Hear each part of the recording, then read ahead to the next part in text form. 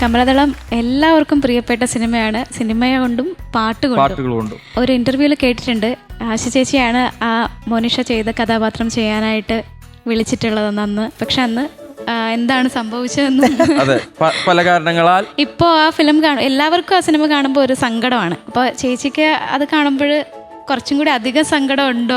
ഇല്ല, അങ്ങനെ പറയാൻ പറ്റില്ല ശ്രീകുട്ടി. ഞാൻ കോളേജിൽ പഠിക്കുന്ന സമയത്ത് ഒരു ഡാൻസിന്റെ സിനിമയാണല്ലോ, അങ്ങനെയായിരിക്കാം ചിലപ്പോൾ അതിലേക്ക് എന്നെ വിളിച്ചിട്ടുണ്ടാവുക. ആദ്യമായിട്ട് അതിനുവേണ്ടി വിളിക്കുന്നത് നമ്മളുടെയൊക്കെ പ്രിയ നടൻ ജയറാമേട്ടനാണ്. ജയറാമേട്ടൻ എൻ്റെ വീടിന്റെ തൊട്ടടുത്താണ്. ജയറാമേട്ടനാണ് വിളിച്ചു പറയുന്നത്. അപ്പം അതുവരെ സിനിമ എൻ്റെ സ്വപ്നങ്ങളിൽ പോലും ഉണ്ടായിരുന്നില്ല. ആക്ച്വലി ഡാൻസ് മാത്രമുള്ള ഒരാളായിരുന്നു. ഒരു എക്സൈറ്റ്മെന്റ് ഒക്കെ എനിക്ക് തോന്നി, കോളേജ് പഠിക്കുന്ന കുട്ടിയല്ലേ. പക്ഷെ അച്ഛനമ്മമാര് അതിന് അത്ര പ്രോത്സാഹനം തന്നില്ല. അമ്മ നർത്തകിയാണ്, നൃത്താധ്യാപികയാണ്, കലാമണ്ഡലം സുമതി. പക്ഷേ എൻ്റെ ഒരു നിർബന്ധത്തിൽ ഞാൻ നേരിട്ട് ലൊക്കേഷനിൽ പോയി അവരെ കണ്ട് സംസാരിച്ച് അവരോട് അച്ഛനും അമ്മയും പറഞ്ഞു ഇതാണ് എന്ന് പറഞ്ഞ് ഞാൻ ആദ്യമായിട്ട് ലൊക്കേഷനിൽ പോകുമ്പോൾ ചെറുതുരുത്തിയില് ഭാരതപ്പുഴയുടെ തീരത്ത് ഈ പാട്ടിന്റെ ഷൂട്ടിങ് ലാലേട്ടനും പാർവതി ചേച്ചിയും അഭിനയിക്കുന്നു. അപ്പം അന്നാണ് അവരെയൊക്കെ ആദ്യമായിട്ട് കാണുന്നത്. അങ്ങനെ കണ്ടു, പരിചയപ്പെട്ടു. ഇതാണ് സിറ്റുവേഷൻ എന്ന് പറഞ്ഞ് എല്ലാവരോടും എന്നെ വിളിച്ചതിൽ താങ്ക് യു ഒക്കെ പറഞ്ഞ് തിരിച്ചു വന്നു.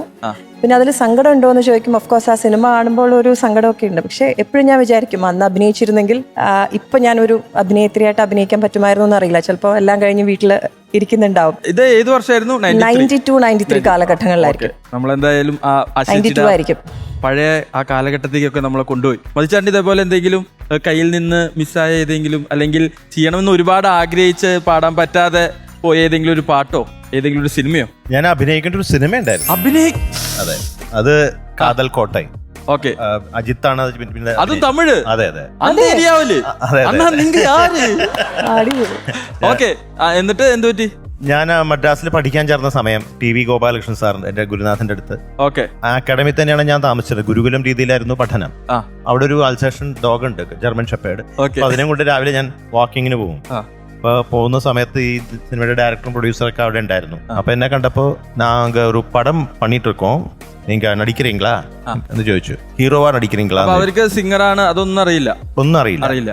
അതെ, നീങ്ക കൊഞ്ചം ശീഘ്രമാ சொல்லுங்க എന്ന് പറഞ്ഞു. நீங்க கொஞ்சம் வெயிட் பண்ணுங்க, நான் என்னோட குருநாதர் இருக்காங்க, அவர்கிட்ட கொஞ்சம் கேட்டுட்டு வந்துடுறேன்னு അങ്ങനെ പറഞ്ഞു. ഞാൻ സാറിന്റെ അടുത്ത് പോയി ചോദിച്ചു, സാറേ ഇങ്ങനെ ഒരു പ്രൊഡ്യൂസറും ഡയറക്ടറും പുറത്തു വന്ന് നിൽക്കുന്നുണ്ട്, എന്നെ ഒരു പുതിയ സിനിമയിലേക്ക് അഭിനയിക്കാൻ വിളിക്കുന്നുണ്ട്. അപ്പൊ സാറ് ഇങ്ങനെ ചിരിച്ചിട്ട് ഇങ്ങനെ കേട്ടു.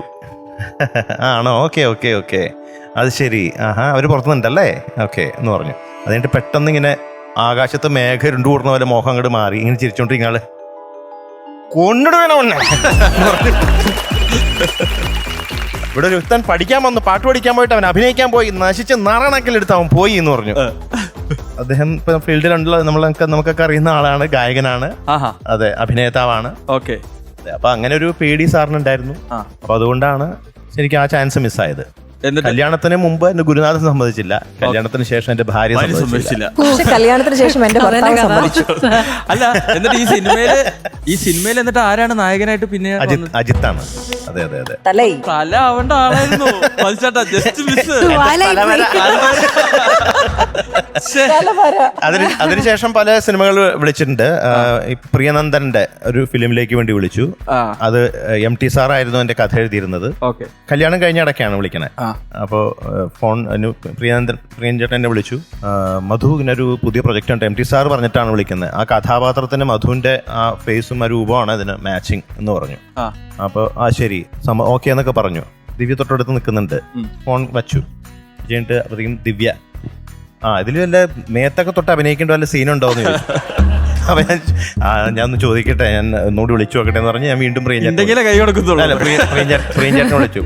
അപ്പൊ പ്രിയഞ്ചേട്ടൻ പറഞ്ഞു, ഉണ്ട്, മേത്തോട്ട് അഭിനയിക്കുന്ന സീനുണ്ട്. അതായത് കാവ്യ ഒരു കുളത്തിൽ നിന്ന് ഇങ്ങനെ കുളിച്ചിങ്ങനെ കയറി വരുമ്പോ ഇറണക്കോടെ എടുത്ത് ഇങ്ങനെ വരുമ്പോ ഞാൻ കയറി കെട്ടിപ്പിടിക്കുന്ന ഒരു സീനുണ്ടെന്ന് പറഞ്ഞു.